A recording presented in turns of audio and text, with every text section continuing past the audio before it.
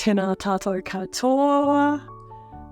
That means hello from Aotearoa, New Zealand. I am Carmelle Riley from New Zealand. I'm one of the hosts of the Manifestival 888.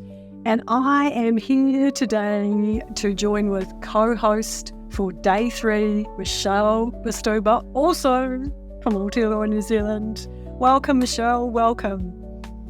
Hi, everyone. I am so excited to be brewing this magic and jamming out with Carmelle today to tell you what we're bringing for these 8 incredible, potent days. We're super excited. We're going to be going live on November 15 Pacific time, and we'll be sharing all those links with you. But this is just a little dive into Michelle and her magic and her message and her purpose. So where do you want to start, Michelle? I am so stoked to be a part of this because I am all about the shadow work. So I know I'm on day 3, which is all about being in the body, using the body to shift energy and be able to align us with the energy that we cultivate within ourselves to be able to manifest. And the way that we do this through the body on day 3 is, first I'm going to be taking you through a guided visualization to connect in with the womb and to also be able to clear any blocks, any ickiness that may be in the womb space. Because the womb is actually connected to our sacral, which is connected to our creativity, to our sensuality, and to females specifically. Also, this is where we are birthing our creations. We are birthing, our visions, our imagination, and also the potency that exists as a woman in our womb space. So we want to be able to connect in with her, clear any shame, any resistance to our own sensuality, to our own sacral energy, so that we can truly access that magnetism and magic.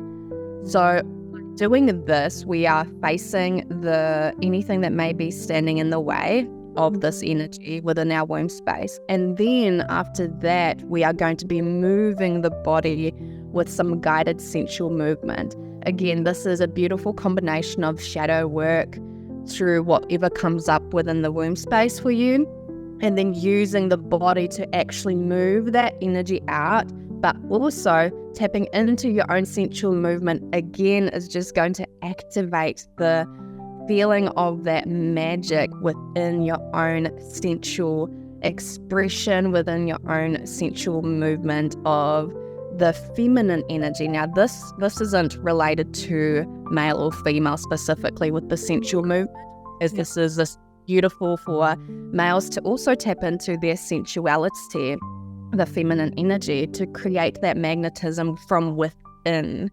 We are so focused a lot with creating on the external, which is one key aspect, of course, of creation, co-creation, of manifestation.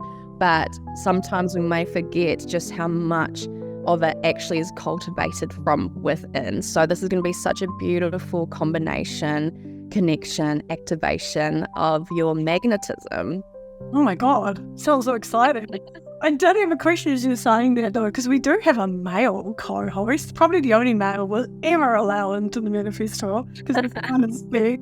And it kind of outbeats us all because this is Mike on day 7. He's got 50 years of meditation under his belt. So we kind of, he is a wizard. But what happens if you do not have a womb?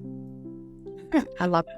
So I work with women specifically, and of course I take into consideration that due to different circumstances or different transitions, etc., we may not have a womb space, but energetically we still do. And energetically, and with the chakras, there's still the sacral energy that is technically your womb space, right? So even if you are a male joining us as well, you're the penis. You have a sacral chakra that you can tap into the exact same energy. So it's okay, and you still have the potency of this creative energy, the sensual energy within you. Awesome. I just had to drop the P word because I thought, bit of shock on YouTube. It's always going to get it up, get the algorithms going. But the most important thing is it doesn't matter if you are a male or a female or a them or a they. We have pop stars, we have them stars, we have alien stars, we have everything. We welcome you into this. So if you're listening, don't get set on this is just chicks only, because it's not. And we do have a male host. Like, that was a big decision. It's much more about, as you say, it's about the energy. It's about knowing when to rise up or when to rest and, incubate. It's about understanding how to integrate yourself. Is that right? Yeah, and being able to access those different energies within you, the feminine and the masculine integration, because we are going to be also diving into other galactic and also mental states within these 8 days. So it's really beautiful how the portal of Manifestival 888, I love to call it a portal, I don't know, it just feels like an ocean portal, but the way that it flows has been so, whether intentionally or divinely laid out, it really has this beautiful ongoing flow of really connecting physically with the 3D body, and also going into higher ascensions with yourself, of tapping into different levels of your own body and your own aura, soul and spirit and mind. So it really is such a beautiful combination of everything that creates this beautiful co-creational manifestation that you will be able to access within yourself, that all the beautiful guides through the Manifestival 888 is going to take you through. Yeah, and I think that's important because we have used the infinity loop, which is the circling of the serpent, and it's really important because we start in Scorpio season, and down under that's the whole realm of creation of Maui.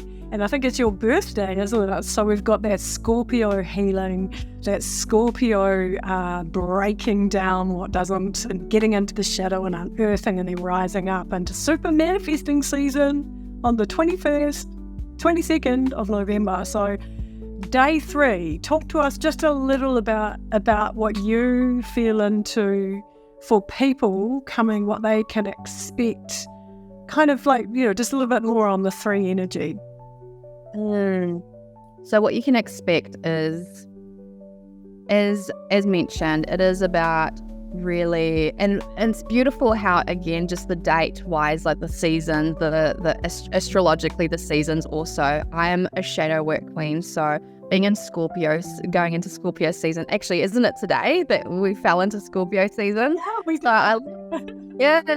So I love the energy of Scorpio because it really is about going into the shadow realms. And I know that can sound really scary if you're not familiar with it, but there's nothing to be afraid of. This is really where the true potent work is done, is within that energy. And that is why also when I got asked and honored to be asked to do day 3, co-host day 3, and it was all about sensual movement, bringing sensual movement in, I still wanted to incorporate shadow work into it, because that is basically the basis of all my work that I do, is shadow work, because that is where we get to really see the unseen within ourselves, the parts of us that are running the show.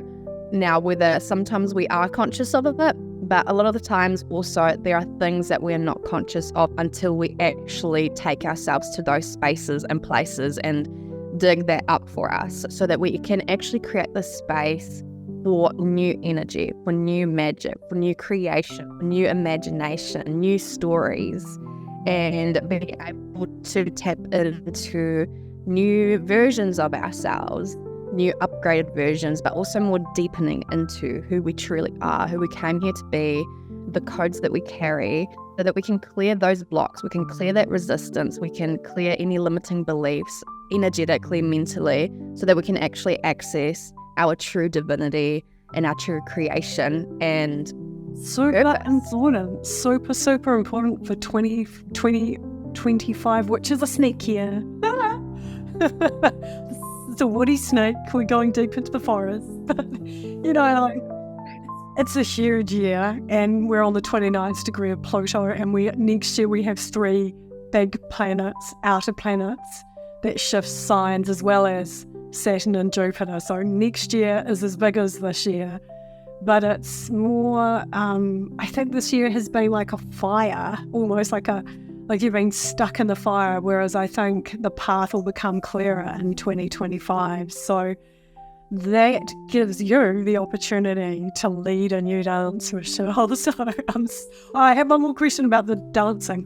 What happens if we've got people who just don't move a lot? What will you be, how can they prepare themselves for your day 3 and the sensual movement part of your presentation? Yeah, so I say come however you feel the most comfortable, and it's just you and you, right? Like at the end of the day, it's just you with yourself that day, and so you know that you are able to access the pleasure in your own body through this dance. And if you're not familiar with moving sensually, it will feel a bit sticky at first, but I assure you that I have guided women who have also never tapped into sensual energy before. They've never witnessed that element of themselves or allowed themselves to. And I start you off with very simple movements to just get yourself familiar with your body, with the movement. And it's a gradual progress through that session where we'll start off with very simple movements like head rolls, etc. And then we'll, as we get more and more used to connecting in and moving our body, eventually throughout that session, it's just going to happen for you naturally, because you're going to be in, you're going to be tuned in, you're going to let your body basically speak the language it knows when you get out of it. The body already knows, the body carries the wisdom and these codes that are already within you. And part of that magic is the sensual and the divine feminine energy. So your body will know exactly what to do. We just need to get the head out of the way, which we will do at the beginning. And after that, it gets to be just this beautiful flow. And there is no structure to this, right? This isn't a choreograph. Is that the word? You know what I mean? Obsession. We're not doing that. No, it is not. There's nothing, all right? This is about you feeling however your body wants to move with the music and allowing it to do so. So yeah, no, it's definitely, just come comfortably. You can dress however you want. If you feel like you just want to be in cozy gym gears or in your loungewear, that's cool. If you want to be an iconic baddie and want to put on some lingerie, or even pull out a mirror and like really go there, like watch yourself and your divinity, bonus points, right? But either way, it's just about you feeling and connecting and getting to do whatever you want with your body and move it however you want. Love that. I gotta say, at the last Manifestival, everyone manifested clothes. So I think we should encourage people to wear their special outfits, because we had shag coats, we had, leopard skin, we had all people were just like manifesting gold earrings, it was just all flowing in. So yeah, I love, that's the thing. I also love self-expression. I mean, this is kind of a bit of toned down version of me, but it's still self-expression, because I feel as well, when we do allow ourselves to dress as the iconic versions of ourselves, again, that taps us into feeling really good about ourselves, which becomes a magnetic aura to manifest. So extra bonus points if you do dress up over the top, go the extra mile when you show up for day 3, and just know that you're going to feel so much better with yourself and being with yourself when you are in that energy, and will manifest some incredible magic. Awesome. So I would like you just to talk about how people can get in contact with you, because I know you've got some big stuff going on next year, which we're not allowed to talk about until the Manifestival, which is really hard. But if people want to connect with you, what's the best way, Michelle? Yeah, just through Instagram. So the Rebel Witch, _Rebel_Witch.